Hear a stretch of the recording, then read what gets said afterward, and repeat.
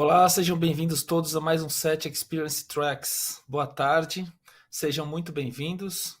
O Tracks, lembrando a todos, é um dos eventos da Set Experience, composto por 15 edições. A cada 15 dias, nós trazemos debates e assuntos quentes de mercado, da tecnologia e do nosso mundo de mídia e entretenimento. Nós contamos neste debate com um chat para comentários e network entre vocês, os participantes e convidados, e também uma sessão de Q&A, onde vocês podem mandar, enviar perguntas diretas para os nossos palestrantes que vão participar hoje aqui com a gente. Nesse episódio de hoje, a gente vai tratar do assunto CDN. A gente vai tratar um pouco de capilaridade, conectividade, escalabilidade, dentre outros temas interessantes e pertinentes para o tema de CDN, né? Nesse debate de hoje, nós vamos contar com a presença de 3 ilustres convidados, além da minha humilde participação também. Para aqueles que não me conhecem, eu sou o Hugo Nascimento, eu sou coordenador do grupo de tecnologia de indústria 4.0 da SET, e a gente vai trazer aqui hoje, eu vou apresentar agora rapidamente 3 dos nossos participantes. Eu vou iniciar pelo André, o André Sapucaia, ele é gerente de tecnologia da Record TV. Seja muito bem-vindo, André. Obrigado pela sua presença, por sua disponibilidade para participar com a gente aqui hoje. Nós temos também o Rodrigo Regis, analista de projetos da NIC-BR. Seja muito bem-vindo também, Rodrigo. Prazer estar contigo aqui nessa tarde. E por último, nós temos também o Marco Santana. Ele é o Product Owner de CDN do Grupo Globo. Marcos, obrigado pela sua presença, pela sua participação com a gente também. A gente deve compor, nós 4, esse painel, onde a gente vai tentar fazer o melhor uso do tempo de vocês que estão aqui conosco hoje participando. Então, espero que seja proveitoso para vocês e vamos tentar agora iniciar o nosso painel. Tudo bem? Eu vou iniciar, então, para explicar um pouquinho como vai funcionar a dinâmica de hoje. Nós vamos fazer uma rápida apresentação de cada um dos nossos convidados, iniciando pelo André. E após a apresentação deles, a gente deve iniciar um debate entre nós. E ele também pode ser pautado pelas perguntas de cada um de vocês, dos nossos participantes. Então, mais uma vez, os convido a todos para interagir conosco, né? E para nos ajudar aí nesse debate, para enriquecer um pouco mais com assuntos pertinentes para cada um de vocês que nos acompanha aqui hoje do nosso mercado de mídia e entretenimento. Então eu trago agora e passo a palavra para o André Sapucaia e deixo para que você faça a sua apresentação, a sua introdução, e logo depois eu volto para chamar a palavra ao Rodrigo. Então, André, está contigo. Boa tarde, Hugo. Obrigado aí mais uma vez. Aproveitar aí para agradecer o convite, né, a participação aí desse painel. Uma satisfação poder estar compartilhando um pouquinho da experiência, um pouquinho aí do nosso conhecimento sobre um tema tão importante. Bom, eu sou gerente de tecnologia multiplataforma aqui no Grupo Record. Tenho aproximadamente 10 anos aqui de casa, trabalhando diretamente no ramo de entretenimento, na entrega de conteúdo, né? Principalmente na parte de gerenciamento, administração e estratégia de infraestrutura da nossa esteira de desenvolvimento. Também sou gerente aqui de tecnologia, fazendo a gestão da nossa fábrica de software interna, onde a gente internamente faz aí todo o desenvolvimento de entrega, principalmente do nosso conteúdo digital. Vou começar um pouquinho aqui sobre a apresentação, falando um pouquinho sobre CDN. Tive a responsabilidade de trazer uma introdução rápida, né, sobre o que é CDN, para poder contextualizar principalmente aí os participantes que não estão tão acostumados com o conteúdo. Vou passar aqui rapidamente por essa agenda, falando um pouquinho do que é uma infraestrutura tradicional sem CDN, o que é uma CDN, como que a gente utiliza a CDN aqui dentro do Grupo Record, tá? Falar um pouquinho também sobre alguns recursos adicionais que são incrementados à nossa CDN e também sobre prospecção. Bom, começando pela introdução, né, para abrir aí o nosso papo, a gente vai ter aí no decorrer do painel os outros aí participantes também entrando mais a fundo, principalmente nas questões mais técnicas. Eu vou abordar aqui um pouquinho de forma introdutória os aspectos de conhecimento básico em relação a uma estrutura de CDN. Antes de falar da CDN, eu acho que é muito importante a gente falar de uma estrutura tradicional, né, de quando a gente não tem uma CDN, aonde eu ilustrei por esse fluxograma bem simples, onde o usuário, ao acessar esse conteúdo, ele vai diretamente até o servidor, né? Seja ele carregando aí uma página web que tenha conteúdo com imagem, seja um artigo, um vídeo. Nessa ilustração de uma infraestrutura tradicional, ele vai diretamente até o servidor. E existem alguns desafios nessa estrutura, porque pensando principalmente em picos de acesso ou em situações em que há aí um grande volume, né, de acesso àquele determinado conteúdo, essa estrutura tradicional ela pode ficar indisponível muito fácil, principalmente se ela não for dimensionada da forma correta. Tá?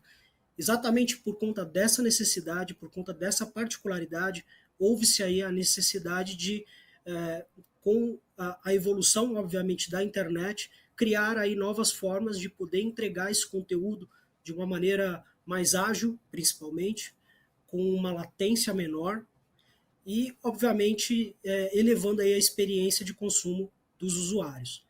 Então, surgiu aí, de forma mais fomentada, a partir ali de mais ou menos 2000, 2004, o nosso conceito de CDN, que é o Content Delivery Network, né, ou rede aí de entrega de conteúdo, onde foi possível evoluir, né, a possibilidade de entrega desse conteúdo.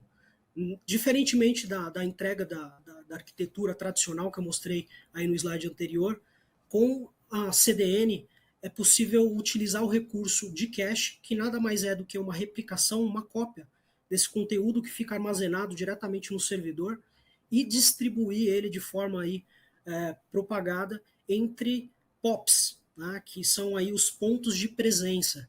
Esses pontos de presença eles ficam espalhados, dependendo, obviamente, da sua estrutura de CDN ou a qual você utiliza, ele pode estar em um nível global ou até mesmo em um nível aí nacional. A grande estratégia e o grande benefício da utilização da CDN é exatamente você poder ter essa distribuição dessa réplica, desse conteúdo, o máximo possível para beneficiar a velocidade de entrega dele. Se a gente for só imaginar aí essa nuvenzinha, né, que vem aparecendo aí nesse slide, e entender ela como se fosse um mapa ali do Brasil, a gente entenderia que geograficamente a entrega ela iria ocorrer mais próximo do usuário. Então eu consigo fazer essa cópia desse conteúdo que vai ser entregue para o usuário final, pode ser um vídeo, uma imagem ou algum outro tipo de conteúdo, copiar ele e distribuir geograficamente dentro dessa minha rede de CDN, elevando principalmente a velocidade de entrega. Isso eleva o meu desempenho, né, como eu mencionei, principalmente eu ganho escalabilidade e uma alta disponibilidade. Como que a gente acaba utilizando a CDN, né, aqui dentro do Grupo Record? Bom, toda a nossa entrega digital, principalmente, é feita através, obviamente, da CDN. Costumamos brincar aí que já é emocionante trabalhar com internet. Só que trabalhar com internet dentro de um grupo de televisão, a emoção fica ainda um pouco mais duplicada, triplicada e assim por diante. Por quê?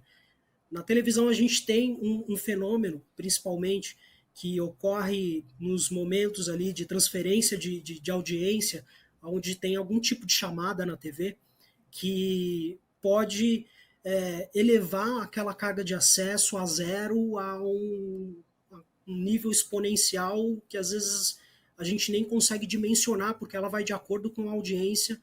No caso de um programa novo, ela pode ser totalmente uma incógnita.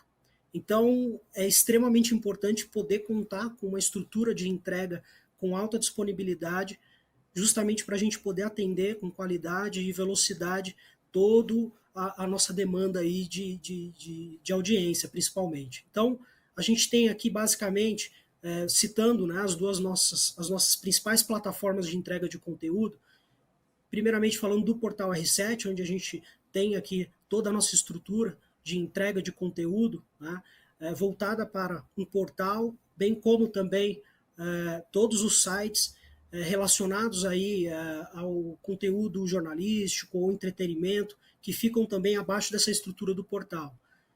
Um conteúdo mais sobre demanda, no caso de vídeos, matérias, obviamente, conforme aí as notícias vão surgindo. Então, a gente tem aí uma demanda muito importante de se alimentar, com entrega de furos, principalmente de notícias. E temos também entrega de live, né? Em alguns momentos específicos também entregamos ao vivo dentro do portal.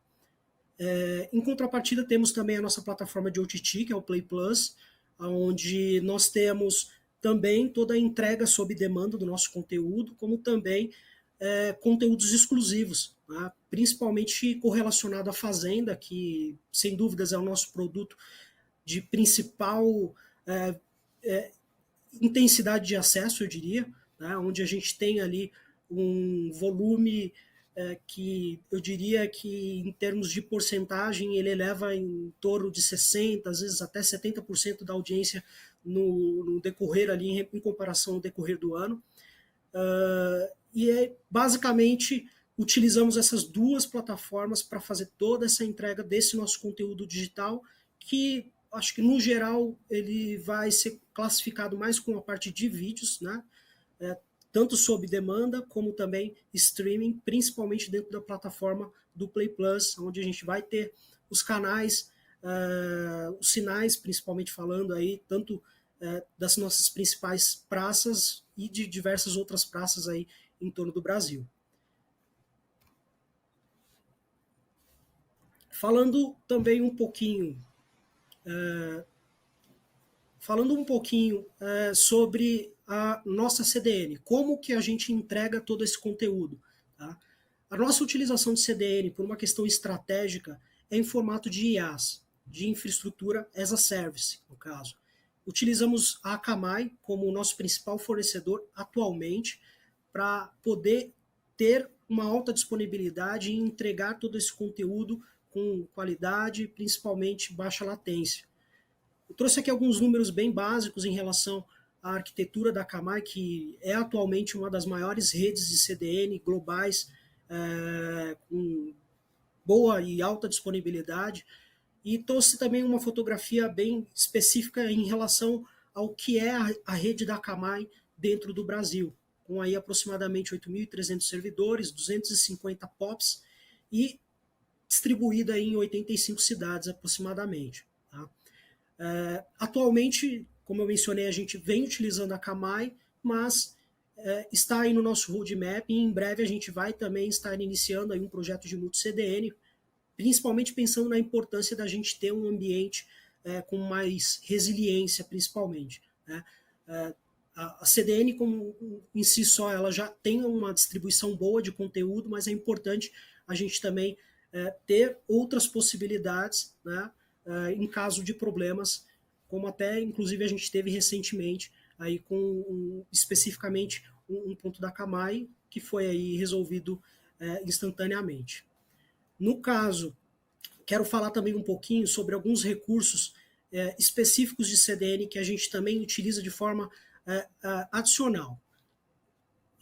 Utilizamos também o recurso de Net Storage, que está diretamente integrado à rede da CDN, que permite a gente alocar toda a nossa estrutura, principalmente de vídeo sobre demanda, dentro de uma rede, dentro dessa rede de CDN que está acoplada diretamente com grandes storage distribuídos pela própria Akamai, com alta velocidade e alta disponibilidade. Isso permite que nós armazenemos esses vídeos mais próximo também, fisicamente falando, dos usuários. Né? Todo o nosso ambiente ele é em cloud, mas a gente consegue distribuir isso de uma forma mais homogênea.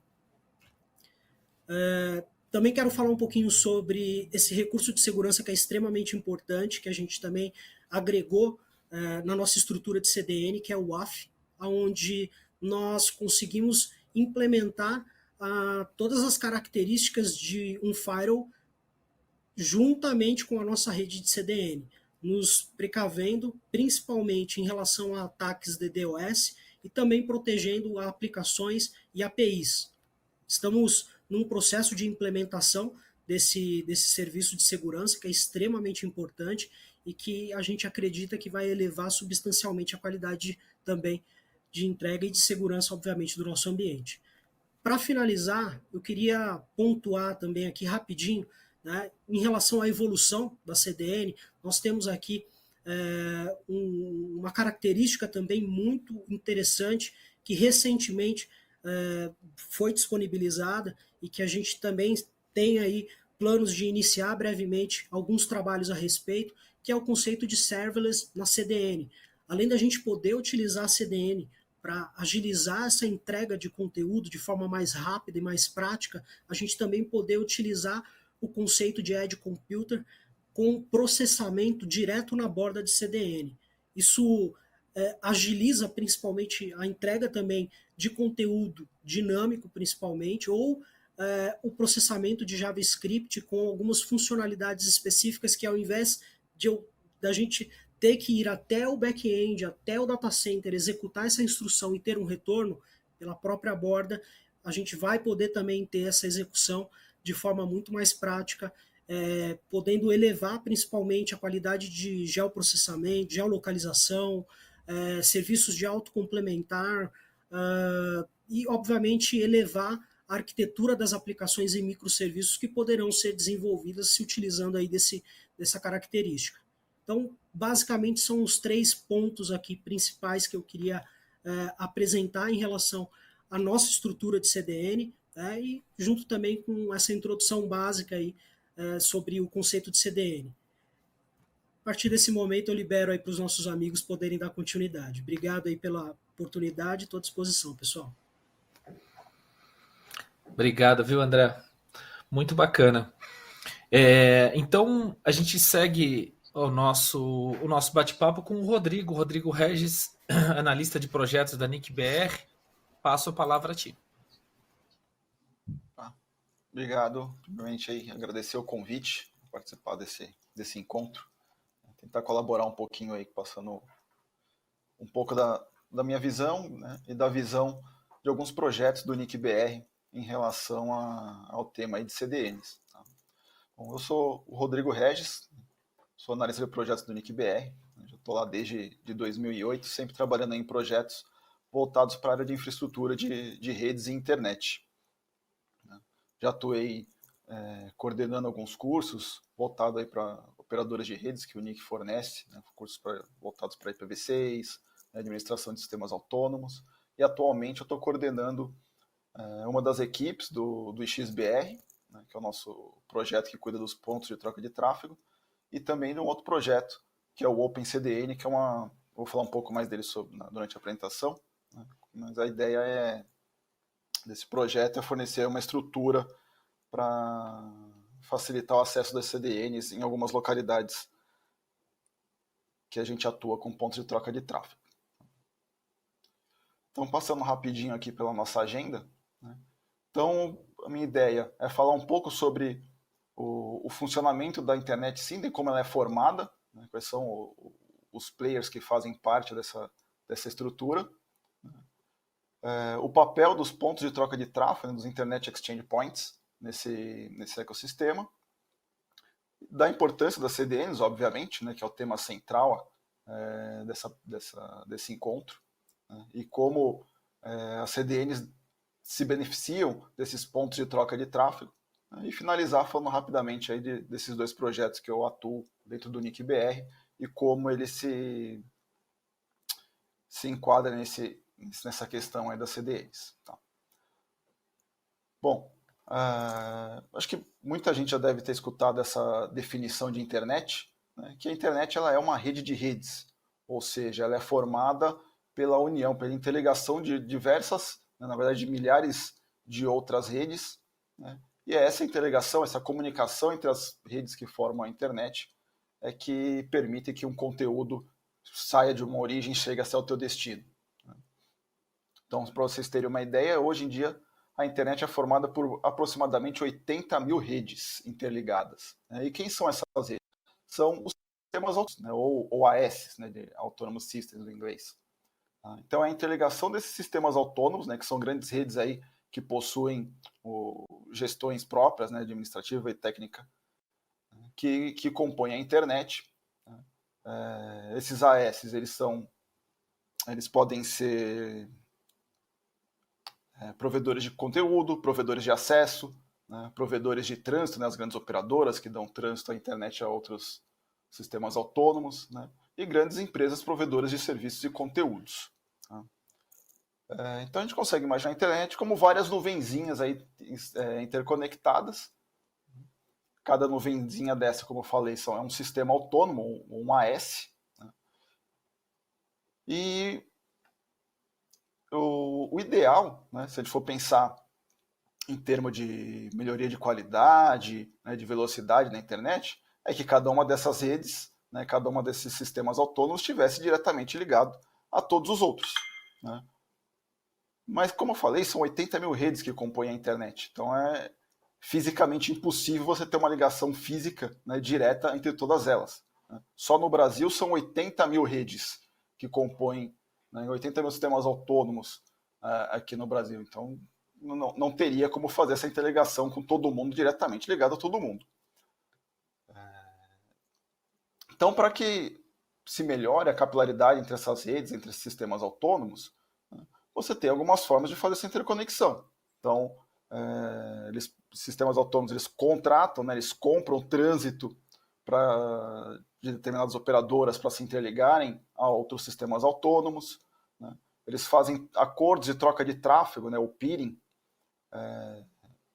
onde eles fazem ligações diretas com um outro sistema autônomo cujo o conteúdo ou serviço seja de interesse comum entre ambos. Tá? Então essas redes elas vão buscando aí formas de se interligarem para que haja comunicação e que todos consigam ter acesso a todas essas redes que compõem a internet.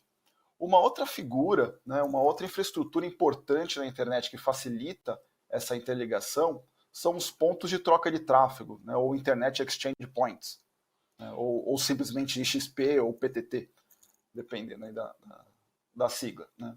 Então, os PTTs, né, os pontos de troca de tráfego, são estruturas normalmente em camada 2, né, ou seja, a gente consegue imaginar um PTT como um grande switch, né, onde cada uma dessas redes, cada um desses sistemas autônomos se conecta numa porta desse switch e essas redes passam a estar ligadas diretamente entre si. Tá? Além da melhoria da qualidade, da velocidade, por essas redes estarem diretamente conectadas, quando elas fazem parte de um mesmo ponto de troca de tráfego, né, também é possível explorar essas redes, essa estrutura comercialmente. Então você pode contratar serviços de outros participantes que também estejam conectados nesse ponto de troca de tráfego. Né, você pode contratar trânsito, serviços de segurança, como mitigação de DDoS, entre outras coisas. E essa estrutura dos pontos de troca de tráfego, ela foi muito importante, ela é muito importante para a internet, porque ela mudou um pouco o conceito de como a interligação dessas redes acontece. Até alguns anos atrás, 5 a 10 anos atrás, a internet, a relação entre essas redes na internet, ela era dividida mais ou menos entre provedores nível 1, nível 2 e nível 3, né, o Tier 3, 2 e 1. Onde os provedores de nível 3 seriam os provedores regionais, né? Provedores nível 2 seriam provedores aí de alcance nacional, e os provedores nível 1, o Tier 1, seriam esses provedores de alcance internacional, os provedores globais, seriam os responsáveis pelo principal backbone da internet. Não que esse conceito não exista mais, mas hoje em dia ele já não é mais tão forte, né, já não mantém o tráfego da internet tão centralizado quanto antes, justamente por causa da ampliação e do surgimento de novos pontos de troca de tráfego. Então, no modelo anterior que eu mencionei, a gente tinha o tráfego muito concentrado, né, muito centralizado, onde, por exemplo, um provedor regional às vezes se comunicar com um outro cliente de um outro provedor regional, às vezes numa mesma cidade, o tráfego dele precisaria até uma grande capital, até um outro estado, às vezes, a gente fala aqui do Brasil, né, e voltar para que essa comunicação ocorresse. Né. Um tráfego internacional, né, dependeria muito desses provedores, da ligação com os provedores nacionais e que se ligariam aos provedores internacionais para que a comunicação acontecesse. Já com os pontos de troca de tráfego, a comunicação entre os provedores de uma mesma região deixa de ser centralizada e passa a ficar mais próxima da borda da rede, né? Passa a ser mais regionalizada, saindo um pouco desse modelo centralizado para o que a gente chama de modelo de direct peering, né? ou troca de tráfego de rosquinha, né? Justamente por causa, como mostra aí o slide, desse formato, onde você tem o tráfego não mais no centro, mas sim na borda da rede. O NIC-BR e o CGI-BR, eles mantêm hoje, aqui no Brasil, 33 trocas de tráfego, né, espalhados aí por quase todos os estados brasileiros, né, cuja ideia é justamente essa, manter o tráfego de uma determinada região concentrado naquela região. Evitar, por exemplo, que eu mencionei, que provedores de uma mesma cidade, né, para que seus clientes se comuniquem, o tráfego tenha que vir até São Paulo, por exemplo, e retornar para estabelecer a comunicação entre eles. Né. Você tendo pontos de troca de tráfegos regionais, você permite que sistemas autônomos de uma mesma região passem a estarem diretamente interligados num ponto comum, mais próximo da estrutura deles. Só para vocês terem uma ideia, somando aí os 33 pontos de troca de tráfegos mantidos pelo NIC-BR, hoje já somam mais de 2.200 sistemas autônomos conectados. Tá? E a troca de tráfego, somando todas essas localidades, já está na casa aí dos 17,5 terabits por segundo de pico de tráfego. Tá?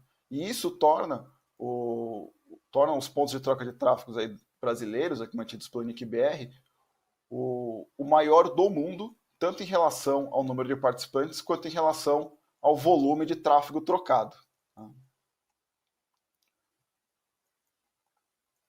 E aonde que entra, né, a CDN nessa história? Bom, como, né, vocês já viram na primeira apresentação, as CDNs elas passaram a se tornar aí um outro ponto fundamental para o bom funcionamento e para a melhoria da qualidade da internet, né, onde você passa a ter os principais conteúdos próximos aos usuários finais. Né. Então, como foi apresentado, do ponto de vista aí da estrutura da internet, você reduz a carga, né, dos principais backbones da internet, porque você não precisa mais de passar por várias operadoras, por várias redes para chegar até o conteúdo que o usuário quer acessar. Né. Você vai ter o conteúdo próximo do usuário final, com esses espelhos espalhados pela internet. Né, para vocês entenderem um pouco mais da importância das CDNs, se a gente pegar a porcentagem de tráfego de um provedor de acesso, né, o acesso ao conteúdo das CDNs ele gira em torno de 60% a 80% do tráfego total de um provedor de acesso. Então é um volume muito grande. Então, você tendo isso cada vez mais perto do usuário, às vezes até dentro do próprio provedor, né, traz uma melhoria não só na qualidade, mas também uma redução de custos muito grande para esse provedor de acesso.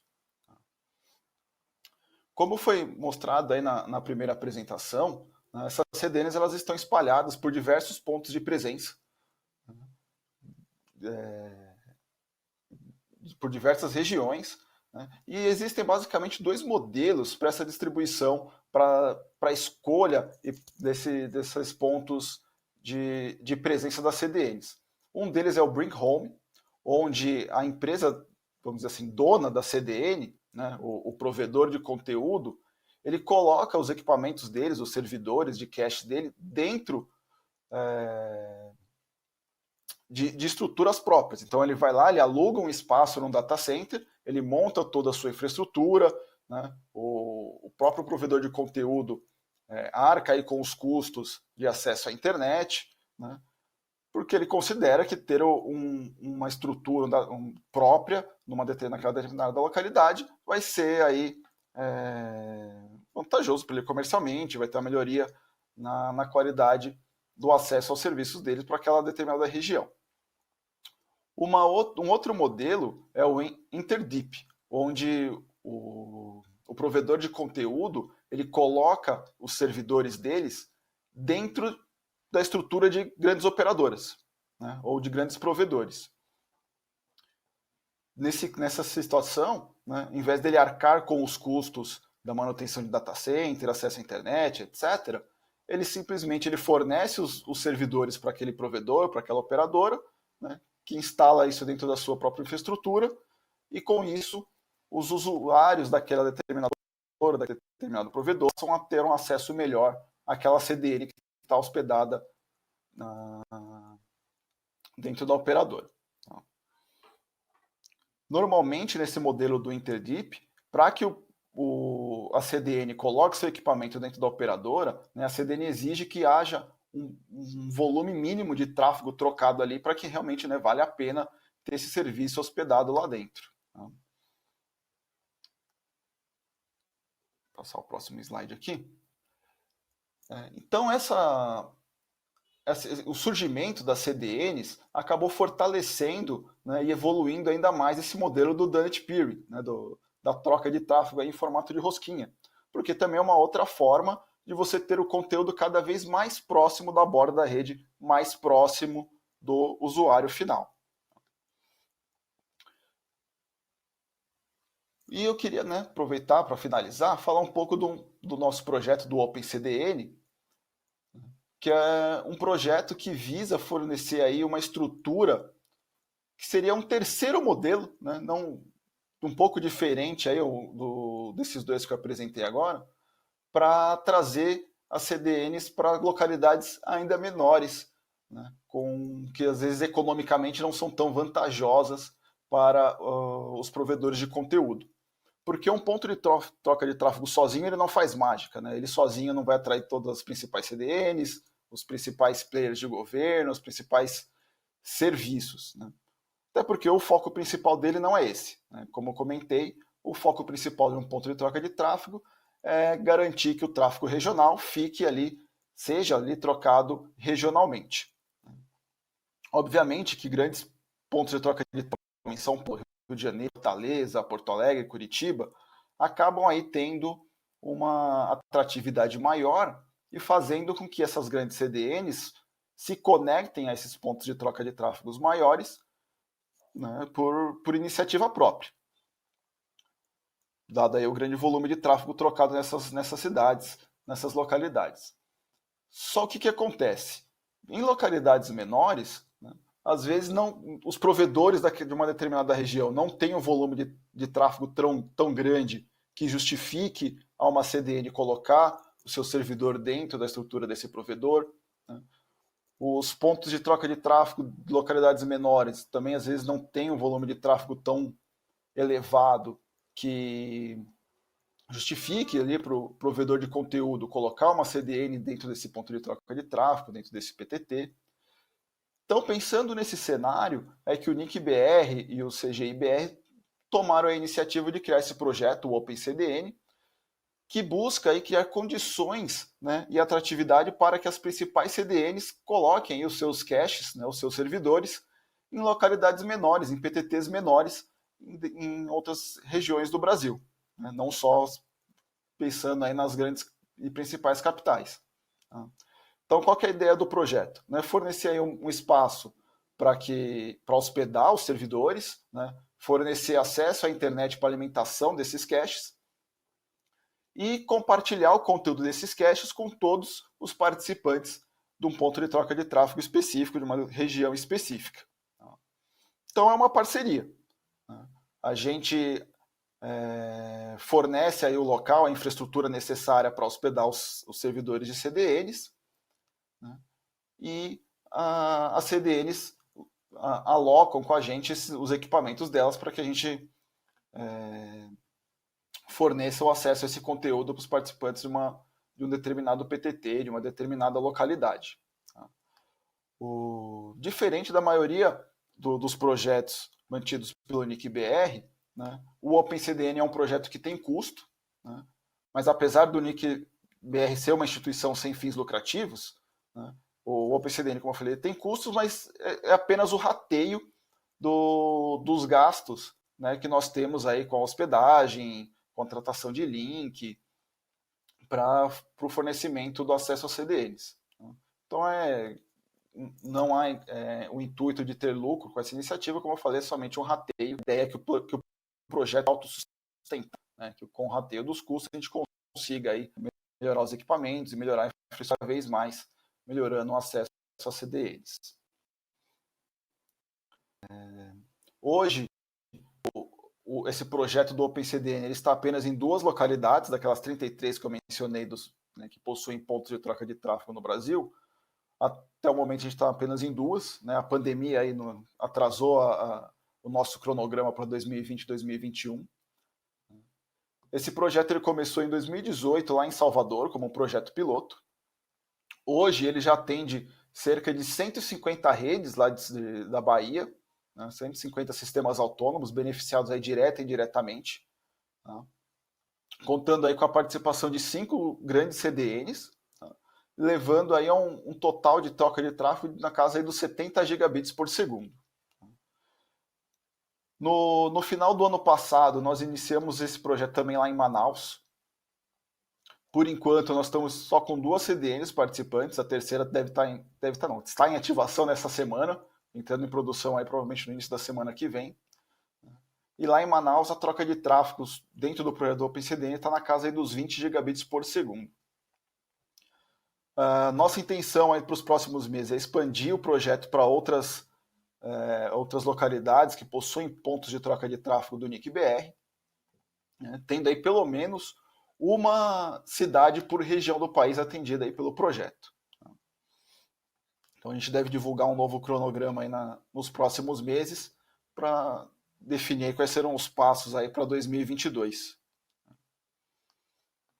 E só como curiosidade para encerrar a apresentação, né, mostrando um pouco da importância das CDNs, principalmente nesse momento que nós vivemos aí nos últimos anos, né, nos últimos meses aí com a pandemia, né, esse é o gráfico do OpenCDN lá em Salvador no início do ano passado, aí no comecinho do mês de março do ano passado, quando foi decretada a pandemia, né, o pessoal começou a entrar em quarentena.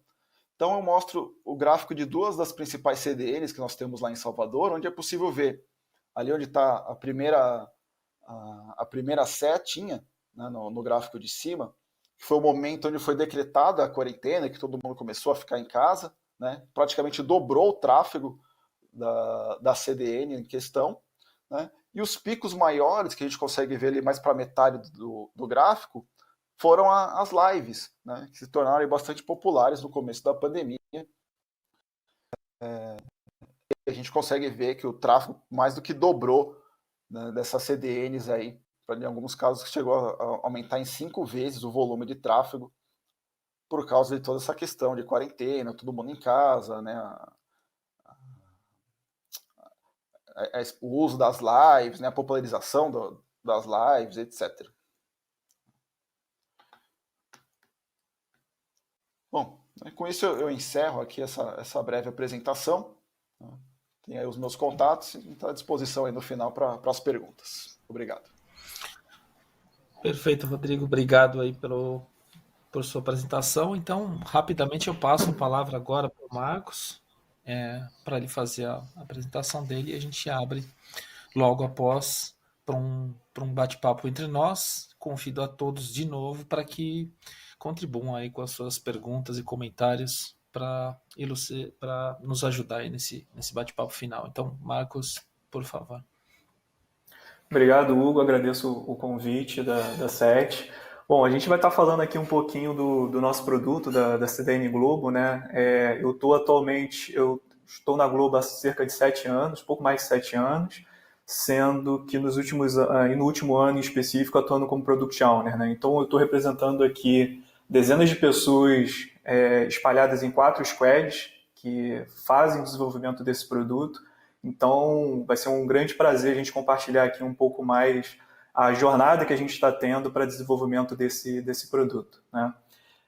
Passando aqui, falando um pouquinho da nossa agenda, eu vou mostrar uma fotografia de como é que a gente está presente globalmente, né? Como é que a gente faz a entrega dos nossos produtos digitais, falar um pouquinho da classificação que a gente tem dentro da nossa CDN em tiers, mostrar alguns resultados que a gente conseguiu alcançar nesse ano com o desenvolvimento da CDN, e fechar falando do nosso appliance, né? A gente conseguiu desenvolver um appliance específico para uso das nossas aplicações em CDN, e ele tem se mostrado bastante performático para entrega de conteúdo.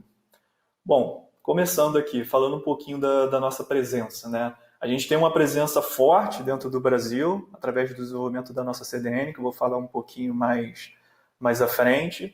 E hoje a gente faz a entrega do Globoplay nos Estados Unidos através de parceiros, né? Olhando para o cenário internacional, a gente pretende entrar em mais 2 territórios até o final do ano, e em mais 2 até o início do ano que vem. Então a gente entende que o Globoplay ele não é um produto só para entrega no Brasil, a gente entende que a gente tem que entregar os nossos produtos, os nossos vídeos para fora, né? Então a gente tem essa estratégia aí internacional. Bom, falando um pouquinho do nacional, que eu acho que é o nosso foco aqui, como é que a gente está dentro do Brasil, né? Qual é essa fotografia? A gente tem pouco mais de 50 POPs espalhados por todo o território brasileiro.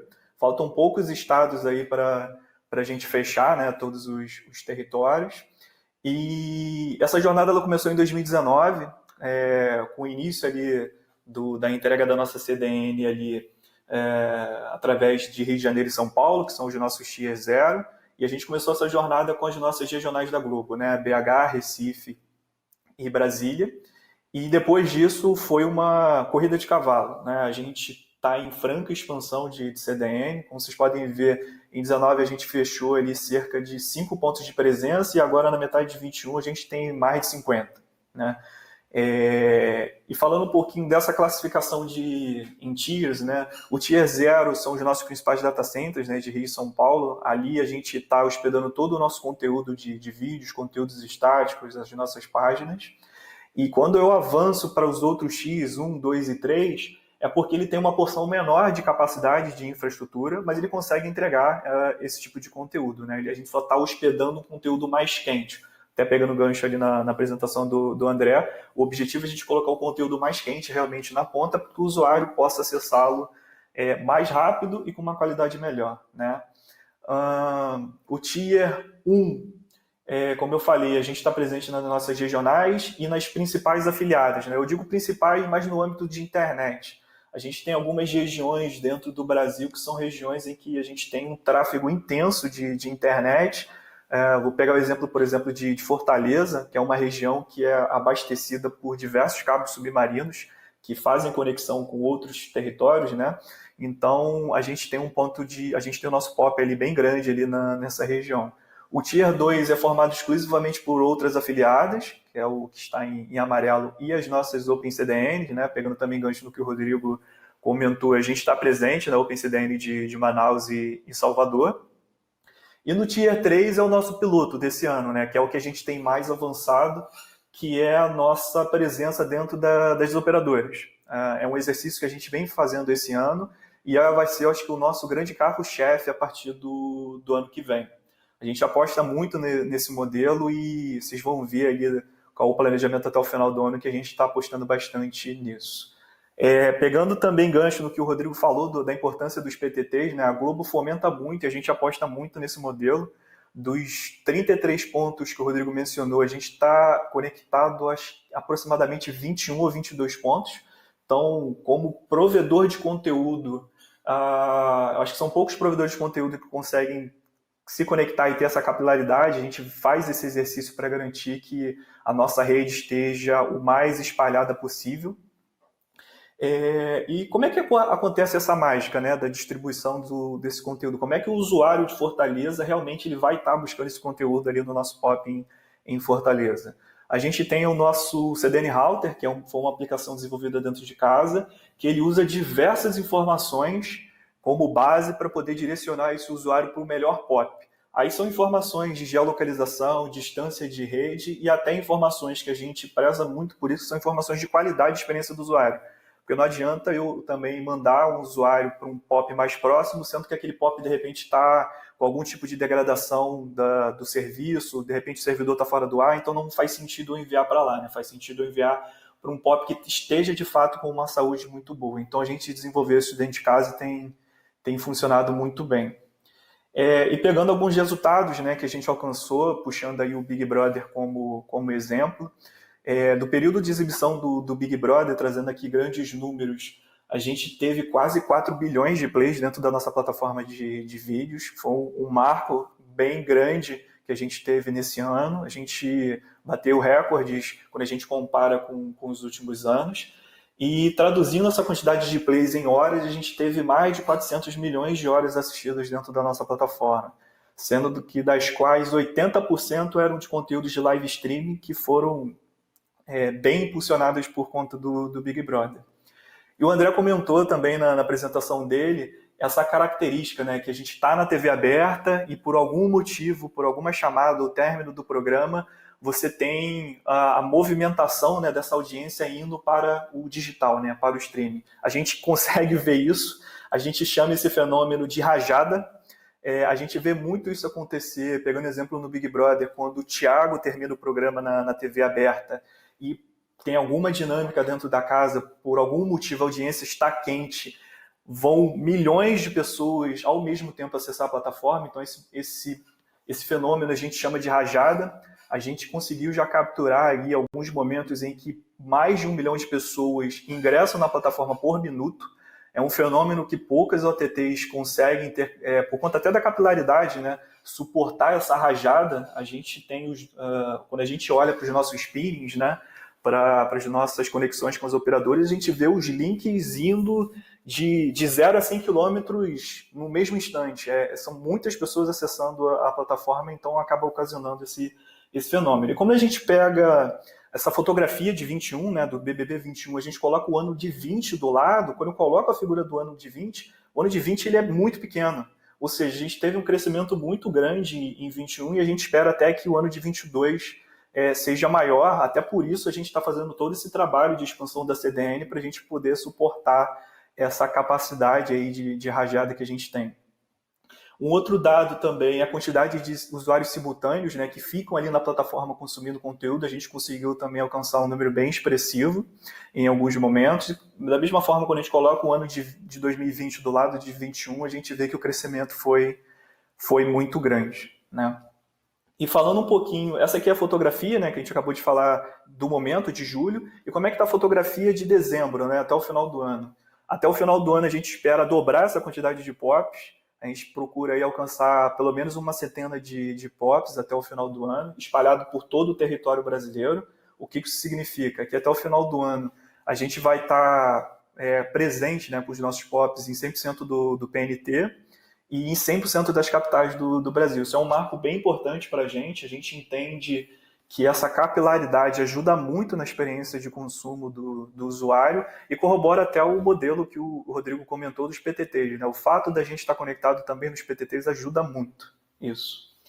E falando do Tier 3 em específico, né, para a gente poder fechar aqui a apresentação, que vai ser o nosso carro-chefe a partir do ano que vem, a gente resolveu desenvolver o nosso appliance, né, o nosso servidor de cache, porque a gente entendia que é um movimento que normalmente as grandes OTTs fazem, como o Facebook, a Netflix, a própria Netflix, né, por conta da entrega de conteúdo, ela tem o seu próprio appliance. A gente viu que tinha ganho da gente desenvolver no que tange a experiência do usuário, né? Então, baseado nisso, a gente criou o nosso GCA, que é o Globo Cache Appliance. A gente tem muito orgulho na criação desse nosso produto, né? E para tentar tangibilizar o ganho que a gente teve no desenvolvimento desse produto, eu trago aqui uma informação, uma métrica, né, como histórico que a gente teve na cidade de São Paulo. A gente começou a rodar esse modelo do GCA em dezembro do ano passado, e a gente pegou, né, o momento que a gente tinha de entrega de conteúdo antes de dezembro e depois, até para a gente poder comparar. Então, ali em novembro de 2020, a gente tinha um tráfego X para a cidade de São Paulo, e com uma porcentagem aí de 0,87% de buffer rate, que é uma medida, para quem não conhece, é a famosa bolinha que fica rodando, né? Uma péssima experiência quando a gente tem isso. Então a gente está sempre buscando diminuir essa porcentagem de buffer rate, né? Porque quanto menor, melhor. Então, pós-implementação do GCA, né? Olhando para o mês de fevereiro, que foi um mês que teve um assédio muito grande por conta do Big Brother, em que a gente teve ali um aumento ali de 63% no consumo, né, no tráfego gerado, a gente conseguiu, com o GCA, a gente conseguiu reduzir em cerca de 42% essa nossa taxa de buffer rate, né, que é o nosso guia para uma boa experiência digital de entrega de conteúdos, principalmente de vídeos, né. Então, é uma aposta que a gente fez esse ano, ela tem se mostrado bem forte, né, ela se sustenta e corrobora até para o nosso movimento, né, que a gente tem feito esse ano e principalmente para o ano que vem dentro das grandes operadoras. Bom, é isso, amigos. Eu fecho aqui a minha apresentação. Agradeço novamente aí ao Hugo e a Sete e fico disponível aí para perguntas. Obrigado. Excelente, Marcos. Obrigado, viu, por sua participação. Aliás, eu agradeço a todos. Pessoal, a gente já vem recebendo bastante interação aqui no chat, então eu vou começar a endereçar algumas das perguntas, e caso vocês queiram endereçar uma pergunta para um dos nossos palestrantes especificamente, nos deixe saber que a gente direciona, tá? Então, para abrir os nossos trabalhos aqui, eu vou endereçar a primeira pergunta que nos chegou que foi também o nosso primeiro palestrante, tá? Então, André, chegou uma pergunta do Sérgio Santoro sobre quais as principais vantagens e desvantagens da utilização de CDNs próprias ou de terceiros, né? Você comentou, inclusive, que você já tem uma CDN, um provider, e vocês estão buscando um segundo, né? Qual é a vantagem de se ter mais de um, né? Quais são as diferenças aí? Perfeita. Ótima pergunta. Acredito que a principal vantagem é justamente a questão da disponibilidade, né? E você poder também ter uma flexibilidade maior em poder direcionar o seu tráfego também de acordo com o fornecedor que pode estar te atendendo com uma melhor qualidade em determinada região, né? E acho que principalmente essa questão da disponibilidade, pegando até como exemplo a situação que a gente teve alguns dias atrás, em que houve ali uma disponibilidade rápida com o ambiente da Camai. Você tendo aí uma configuração de multi-CDN, automaticamente você consegue aí chavear o seu tráfego, né? Reduzindo ainda mais aí um impacto que possa atingir o seu fornecedor ali no caso principal.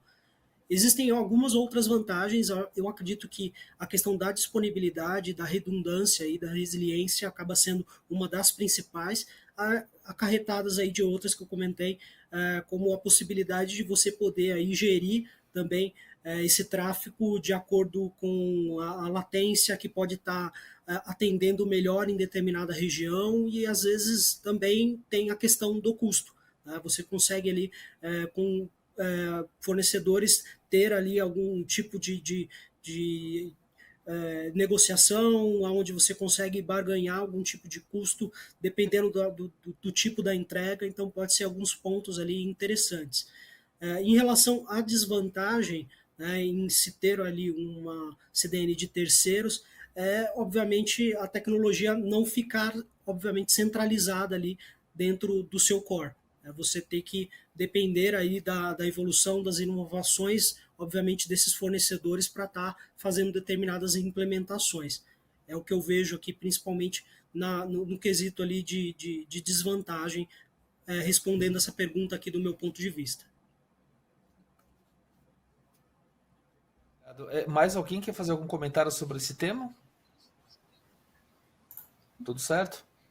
Maravilha. Perfeito. A gente recebeu, pessoal, uma pergunta aqui ilustre aqui do nosso presidente da SET, o Fini. Então, Fini, obrigado por sua participação, por estar aqui com a gente hoje. É uma honra ter você aqui com a gente.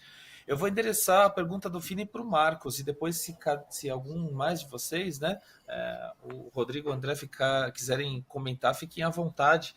Mas, inicialmente, a pergunta do Fini é qual a sua visão, né, sobre a comparação de um cenário de distribuição broadcast tradicional, né, com antenas e tudo mais, versus a entrega desse conteúdo via CDN.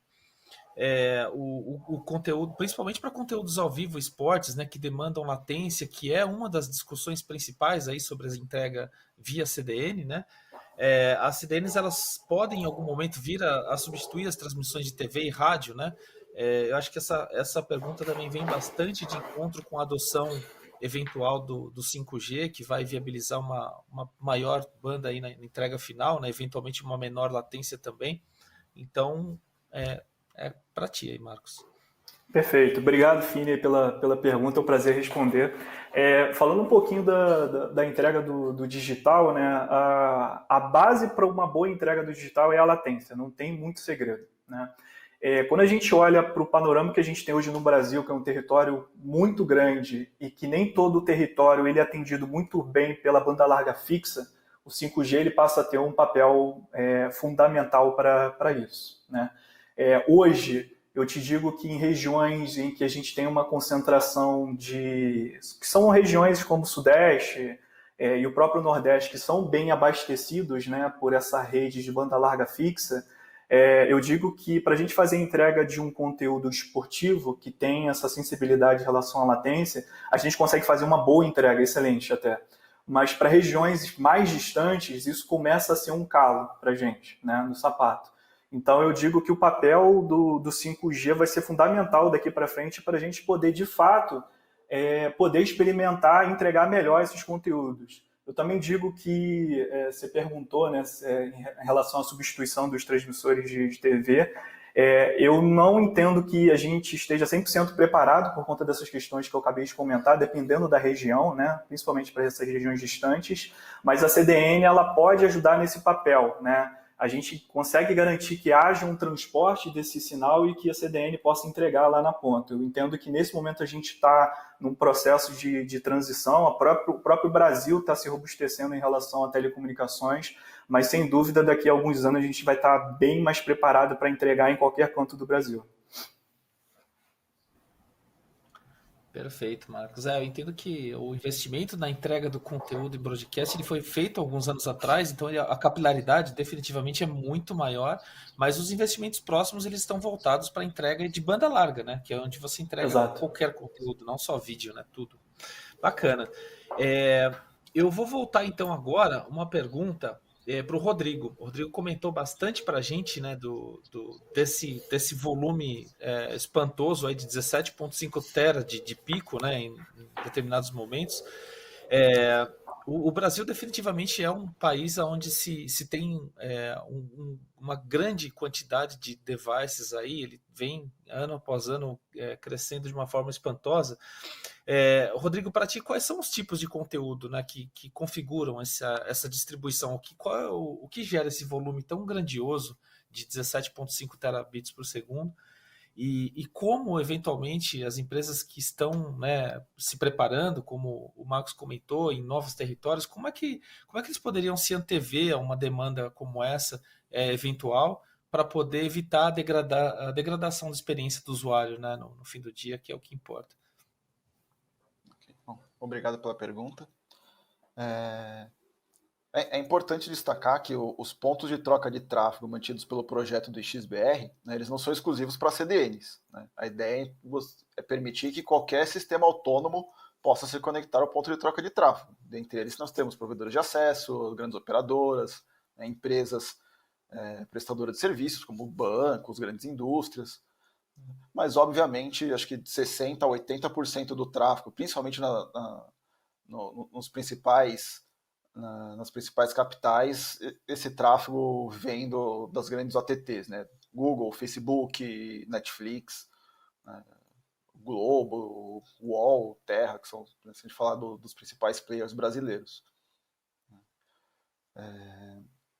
Em relação à questão de se preparar e evitar essa degradação do serviço, você como sistema autônomo, né? Seja provedor de acesso, provedor de conteúdo, você está interligado nesses pontos de troca de tráfego, é um passo muito grande para que você evite que esse problema de degradação de serviço aconteça.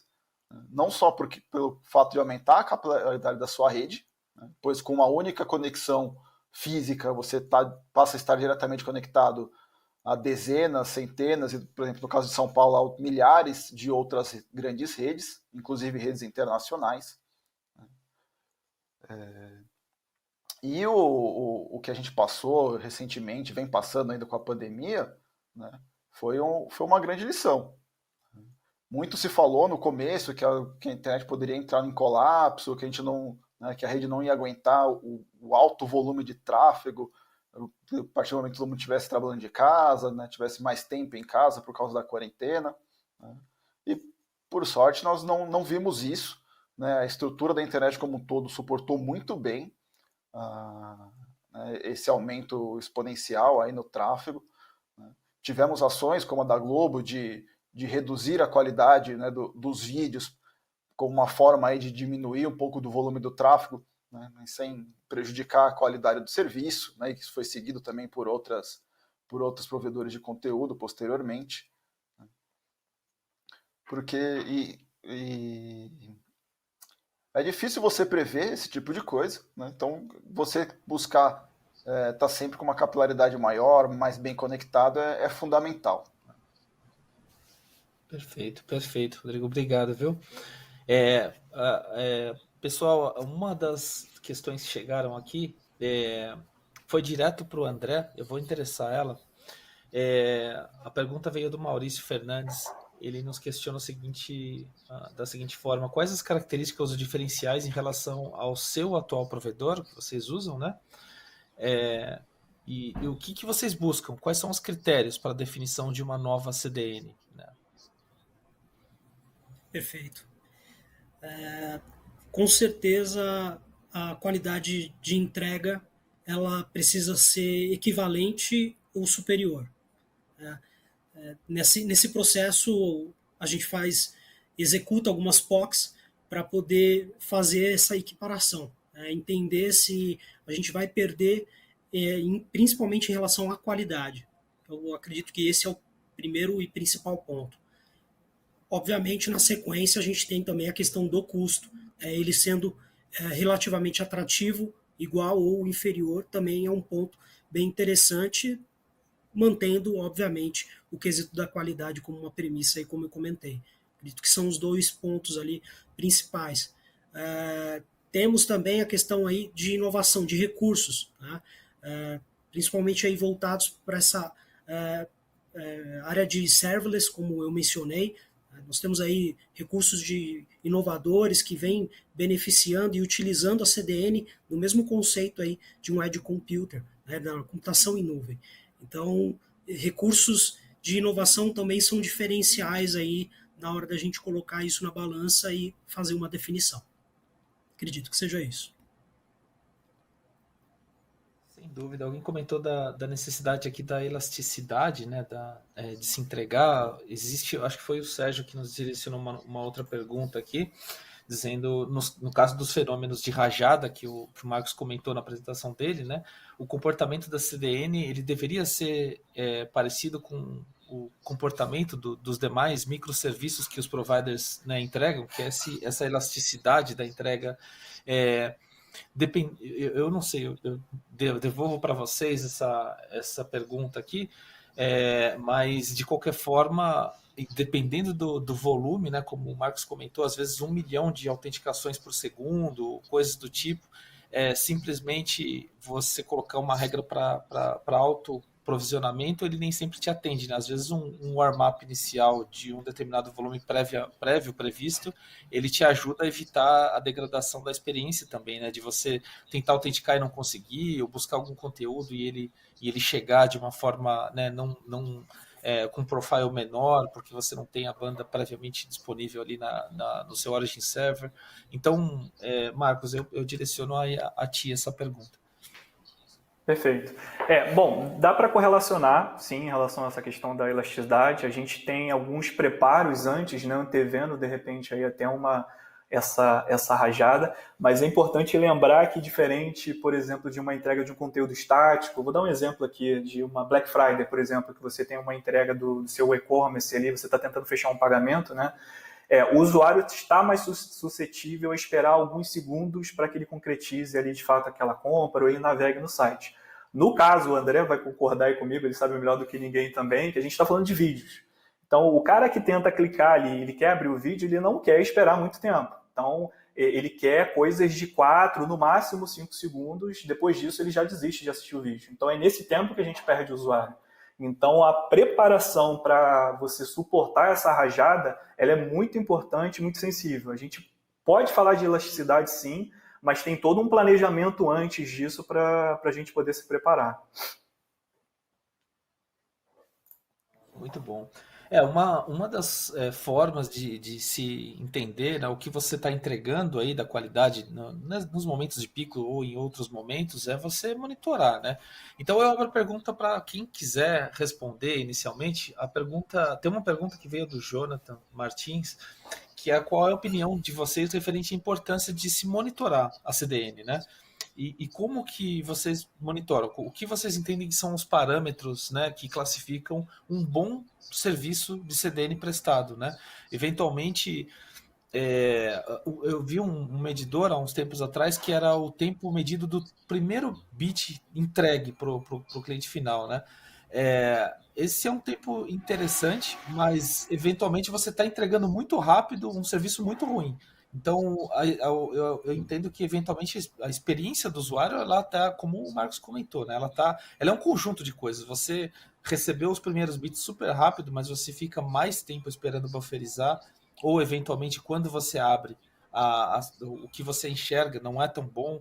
Então, o que medir efetivamente para você garantir que a experiência do usuário versus o que você tem, né, de serviço para prestar, ele configura um bom serviço de CDN. Eu posso talvez comentar rapidamente. O buffer ratio é a base para isso, porque ninguém quer dar play no vídeo e ficar esperando lá a rodinha ficar girando. Mas a gente tem algumas outras métricas complementares, né, que a gente acaba olhando para isso e assim, ela acaba corroborando para a gente saber se está tudo bem ou tem alguma coisa errada, né? Tem uma que a gente entende que é o EBVS, que é o Exit Before Start Video, que é alguém fechou o vídeo antes dele iniciar. Se alguém fez isso, provavelmente teve algum problema. Ou um problema na rede de entrega de internet, ou um problema de advertising, talvez, que atrapalhou ali o play do vídeo. Enfim, pode ter N problemas. Aí, para isso, a gente tem todo um stack para poder estar monitorando, é desenvolvido também dentro de casa, porque a gente entende que a entrega no digital é tão crítica quanto o broadcast. Então, a gente tem toda uma stack ali para estar acompanhando isso.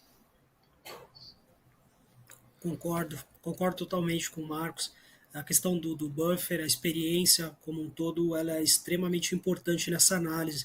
E puxando também um pouquinho do gancho em relação à questão da elasticidade da pergunta anterior, tem também o ponto do multi-CDN como uma alternativa. Muitas vezes acaba sendo um pouco difícil prever alguns tipos de comportamento, alguns tipos de audiência, né? Vide talvez o 11 de setembro, né? Tudo bem que é um exemplo de muitos anos atrás, mas um evento semelhante provavelmente geraria uma audiência desproporcional e é muito difícil você preparar o seu ambiente para algo que pode acontecer a qualquer momento. Você não tem ali algo específico. E o multi-CDN, nesse caso, te daria aí uma oportunidade de você ter um transbordo, né? Se por algum motivo a sua CDN não suportar aquela quantidade de acesso, você teria aí um transbordo onde você enviaria esse tráfego para outros fornecedores e poderia suportar aí também a carga de acesso em momentos extremamente críticos. Só complementando aí também sobre essa pergunta. Perfeito, André. Uma das dúvidas, né, que nos apresentaram aqui, ela está relacionada à entrega, né? Não só aquela do Fini, mas para conteúdos esportivos, um pouco mais do que para conteúdos jornalísticos e entretenimento, existem as limitações de aonde você tem o direito de entregar o conteúdo ou não. Para esporte isso acontece bastante bem e é mais fácil de se controlar quando você tem o RF ali, né? A antena não está radiando ali, você não está transmitindo, tá tudo certo. Agora, como se faz isso pensando nesse aumento de regionalização, como o Marcos comentou, né? Eventualmente você tem uma entrega global e como você limita para que uma CDN, ainda que ela esteja numa região e não em outra, o usuário final não faça acesso indevido ou acesso aonde você não tem o direito de comercializar determinado conteúdo? Perfeito. Eu posso complementar aqui? Pode, puxa aí, André, pode Desculpa. puxar. Posso puxar, acredito que a gente vai falar de recursos semelhantes, tá? Que é basicamente o GeoBlock. Tá? O GeoBlock é um recurso que a gente consegue criar esses tipos de restrições que pode ali vir diretamente em relação à geolocalização do usuário. Dependendo do recurso da CDN que você vai estar utilizando, né, você pode estar fazendo essa localização tanto pelo IP do usuário ou através de outros métodos de localização com GPS, quando o usuário permite que essa informação seja ali coletada. Basicamente é isso. É isso aí. Eu ia só comentar que isso acontece através do endereço IP, né, do cliente que é reportado ali pela operadora, né? Então a gente acaba usando isso como base. Em alguns casos não é 100%, em alguns momentos a gente tem que estar atuando ali para bloquear ou liberar, dependendo porque a gente depende muito dessas informações da operadora, né? Diferente do caso que você tem ali uma transmissora. Eu posso pegar até o exemplo, não de um exemplo esportivo de bloqueio, mas um exemplo, por exemplo, de afiliados, que é o que a gente vive aqui, no caso eu e André. A gente pode pegar um exemplo de uma afiliada de uma cidade, que a gente está entregando aquele sinal regionalizado, né, aquele sinal ao vivo, e eu tenho uma segunda afiliada que faz território com essa afiliada que deveria estar recebendo um outro sinal. Né? Normalmente, quem está mais próximo das divisas, né, do território pode estar suscetível a receber de repente um sinal errado ou outro. Então a gente está sempre atuando para garantir que aquele usuário de fato está recebendo o sinal correto, né, porque essa informação ela é repassada pela operadora. Né? Então a gente tem um trabalho com a operadora para garantir que isso vai estar sendo informado corretamente para a gente poder disponibilizar o sinal certo. Né? Eu imaginei que a resposta seria baseada em geolocalização IP. Eu fico pensando agora com o esgotamento dos endereços de IPv4, né, a dificuldade que não vai... Se é que vocês já não estão passando por isso, né, de você fazer geolocalização baseada em IP, agora que um provedor recebe um /24, que há um mês atrás estava alocado para algum outro país e agora está alocado para o Brasil. Imagino que essa questão da falta de endereçamento IP possa aumentar a dificuldade para trabalhar com essa questão da geolocalização. Sim, sem dúvida. Pessoal, 2 últimos pontos aqui que a gente precisa cobrir. Um deles é a segurança, né? Então, imaginando de novo, né, uma entrega em escalas né, continentais ou globais, ela te dá maior visibilidade do seu conteúdo, consequentemente, maior número de pessoas tentando acessar esse conteúdo de forma indevida, né? Seja via... E pessoas efetivamente tentando derrubar o serviço, né? DDoS, SQL injection, XSS, seja o que for, existem ferramentas hoje, né, o OAuth, né, o Web Application Firewall, entre outras que ajudam nesse combate. Né? O que efetivamente vocês entendem que são as ferramentas, né, que são mais úteis nesse combate para evitar essas tentativas de acesso indevido ou até mesmo as tentativas de derrubar o serviço? Bom, puxando aqui rapidamente, aqui do nosso lado, como até mencionei na minha apresentação, a gente vem implementando a utilização do OAuth da Akamai com o serviço do Kona, que é um serviço bem interessante justamente para mitigar ataques tanto de DDoS como também criar ali camadas de proteção nas aplicações e APIs. Tá? É um serviço que não faz mágica sozinho, obviamente. Ele tem ali um NOC de monitoramento, inclusive 24/7, que faz ali um apoio até indireto, né, porque alguns tráfegos podem ser classificados de forma indevida. Então, tem ali toda uma stack que precisa estar fazendo um acompanhamento detalhado para realmente fazer aquela mitigação da melhor forma possível. Então, aqui da nossa parte, vem sendo a implementação desse serviço em específico que roda direto ali nas camadas de borda e que já nas POCs iniciais já se mostrou bem interessante, principalmente com a utilização de bots, né? Marcos aí provavelmente deve também passar por algo parecido, principalmente nos reality shows, tá? Então também acaba sendo uma camada que ajuda a impedir ações indevidas, principalmente em casos aí de grandes acessos ou de produtos de grande visibilidade, como são os reality shows. Isso aí. Complementando aí o que o André falou, não tá também, a proteção ela também não está só na questão do ataque, né? A proteção também ela tem que existir no momento da distribuição indevida do seu sinal, né? No digital, que a gente sabe que acontece bastante, né? Então, a preocupação também está nesse âmbito, da gente estar garantindo ali que a gente vai ter uma marca d'água e que a gente vai conseguir derrubar quem estiver distribuindo indevidamente seu sinal, porque querendo ou não, isso reduz o seu share, né, a sua rentabilização do produto que você está querendo entregar com a melhor qualidade possível, porque normalmente quem está distribuindo indevidamente está porcamente entregando esse seu conteúdo, né? Então é importante você estar protegendo ele o máximo possível. Tem uma questão que a gente no NickBR atua bastante, que é o outro lado, que é você mostrar para o administrador de rede, para o administrador de sistema autônomo, como que ele protege a rede dele para que a rede dele não seja a origem de um ataque. Que é um ponto muito importante também. Às vezes a gente está muito preocupado, como é que eu me defendo de um DDoS? Né? Como é que eu evito que meu serviço seja derrubado? E às vezes a gente esquece de proteger a nossa rede para que a origem do ataque não seja, né, de dentro da nossa casa. Então a gente tem um projeto que é o Internet Mais Segura, né, que é um projeto basicamente educativo, digamos assim, que mostra para o administrador de sistemas autônomos, de redes, como com algumas pequenas e simples configurações ele pode evitar que a rede dele seja a origem de um ataque, né, e prejudique toda a internet. Então, é um ponto que eu acho que é importante a gente destacar também, fazer a nossa lição de casa, não só se preocupando em não sofrer ataque, mas também se preocupar em não ser origem de ataques. Muito bom.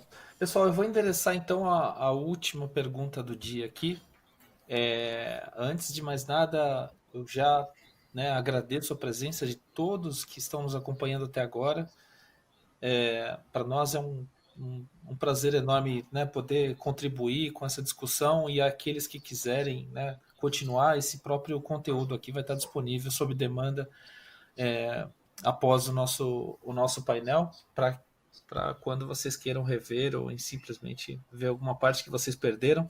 Então, chegou uma pergunta do Fábio Mendonça, da TV Canção Nova, e ele direciona a todos. A pergunta está bastante voltada a um tema que a gente já discutiu um pouco, né, que é essa questão da transmissão atual, ela está muito bem coberta com a questão do RF, né? Foi um investimento há anos atrás, e até na digitalização ela chegou a tomar um pouco mais de tempo também, porque a capilarização do analógico ela foi uma coisa que chegou a cobrir, né, praticamente 100% do território nacional. E isso vem aumentando a demanda, como o próprio Rodrigo comentou, desse volume enorme, né, de necessidade de conteúdo. Mas uma das razões por essa demanda vir aumentando é que as pessoas elas têm acesso a devices melhores que permitem com que elas assistam conteúdo HD, 4K, e também mais banda larga, né, como também, de novo, o Rodrigo comentou, houve uma demanda enorme de acesso nas casas das pessoas, né, mais distribuído, não tão concentrado como anteriormente, e a rede segurou, então as pessoas vão conseguindo banda, elas vão usando cada vez mais e a demanda vai aumentando consequentemente. Essa demanda do 4K, ela deve aumentar muito, né, o consumo e a necessidade de banda, obviamente, com a disponibilidade dos conteúdos ao passo de que eles forem disponibilizados. Então, como se preparar para viabilizar? E também eu imagino um pouco pensando no modelo de negócio, né, que hoje está bastante voltado aos custos e o quanto você cobra por um determinado serviço, ele está muito fechado ali, voltado para o custo de entrega brutal do conteúdo no formato HD. no passo que você muda para o 4K, você tem custos maiores, você tem mais necessidade de infraestrutura, de banda e tudo mais, e isso efetivamente não pode ter uma escala linear no preço, no custo para o cliente final, porque você afeta, né, os seus assinantes. Como lidar com isso, né, de se preparar tanto do âmbito técnico como do âmbito de negócios para acomodar essa nova demanda do 4K? Eu acho que a questão do 4K no digital, para você fazer a entrega, ele tem uma complexidade muito menor do que no linear, né, na TV aberta, porque você tem alguns tipos de tratamentos em que você... porque no linear o 4K ele consome uma banda X lá por conta do SDI, né? E no digital você consegue fazer algum tipo de tratamento para você entregar um conteúdo 4K, mas de repente com uma taxa de bits de vídeo um pouquinho menor, o que desonera ali a questão da internet, né? E a gente está sempre experimentando isso, para a gente poder colocar o modelo de entrega do 4K de pé, porque não adianta eu entregar um 4K com uma qualidade altíssima se a internet do usuário que está numa região um pouco mais distante não tiver nem capacidade para entregar, né? Então, a gente procura trabalhar ali a entrega desses formatos, do Full HD principalmente, com as ladders, né, da escadinha de qualidade, para eu garantir que eu consiga manter esse modelo sustentável de entrega de conteúdo, né? Para o cara que está abrindo o vídeo no celular, não adianta eu entregar ali 8, 10, 15 megabits de taxa de vídeo por segundo, que para ele não vai fazer muita diferença, né? Mas sim, é saber balancear o papel do 4K dentro da internet. Por enquanto, a gente tem ainda... A demanda do HD é muito grande, né, frente ao 4K, mas vocês têm visto aí ultimamente, os principais provedores de conteúdo têm, aos poucos, colocados mais conteúdos de 4K até para experimentar, para ver se tem demanda de fato, né? Mas, fechando a resposta, a gente tem uma facilidade de entregar maior do que no linear. O linear já é outra história, né?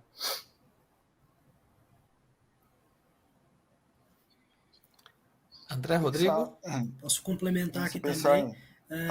Pode falar. Acredito que a gente tem realmente essa questão da realidade, principalmente... Desculpa, deu um delayzinho aqui. Só para complementar rapidamente, eu acredito muito também nessa dificuldade que a gente tem em relação à infraestrutura, principalmente no Brasil.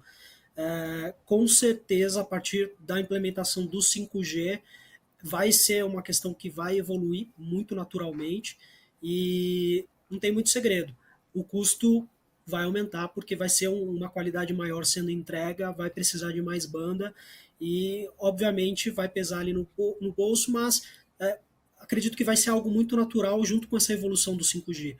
Da mesma forma como quando começou o Full HD, alguns anos atrás, que também tinha aí um custo elevado que não estava acessível para todo mundo, né? Hoje mesmo, se a gente for pegar ali a porcentagem de utilização e consumo, né, principalmente dentro de algumas propriedades, dentro do portal, diria que não tem um conteúdo, um consumo mais exclusivo, a taxa de consumo ela acaba sendo menor, né, porque a realidade da internet no Brasil, no modo geral, ela ainda está bem aquém do que a gente gostaria. Então, a expectativa é que o 5G acelere esse processo e eu acho que vai ficar muito mais natural, tanto na parte técnica como também na parte de negócios, porque vai ter mais demanda, acredito que o valor fique mais dentro da realidade exatamente quando a gente teve a implementação do Full HD, pelo menos as minhas percepções aqui. Eu só queria complementar, né, que foi, como a gente estava falando no começo, nessa questão do aumento do consumo, assim, digamos, inesperado, né, quando você tem fatos como foi falado, 11 de setembro, ou algo do tipo, ou a pandemia, né, pegar esse exemplo mais recente da pandemia, né, eu mostrei lá na apresentação o aumento do tráfego, só que mesmo agora, com as pessoas já voltando às suas rotinas, né, já não estando mais em casa, a gente não vê a diminuição do tráfego. O tráfego ele continuou crescendo e continua crescendo, né, e em relação à infraestrutura, todos têm que estar preparados, né, não só a parte de conteúdo, mas também a parte do acesso. Não dá para você contar ali com a sua banda ali sempre no gargalo, porque porque você nunca sabe em que momento algum fato novo, assim, repentino, vai acontecer. Perfeito, perfeito. Então, pessoal, André, Rodrigo, Marcos, agradeço muito a presença de vocês. Assim, foi um bate-papo super bacana, foi um prazer dividir o painel com vocês. Espero revê-los em breve pessoalmente, se tudo der certo, a gente poder bater um papo como esse. Agradeço de novo a presença de cada um de vocês que participaram conosco até aqui. A gente tem, né, um conjunto de episódios aí já publicados e mais alguns por vir. Este episódio do Tracks chega ao final. A gente agradece também a todos aqueles que nos suportaram até aqui, a pergunta de cada um de vocês. Se eventualmente nós não as endereçamos, a gente vai fazer posteriormente. E a gente espera revê-los em breve no próximo Set Tracks. Então, boa tarde a todos e até logo, até breve. Obrigado, Obrigado, pessoal. pessoal. Prazer.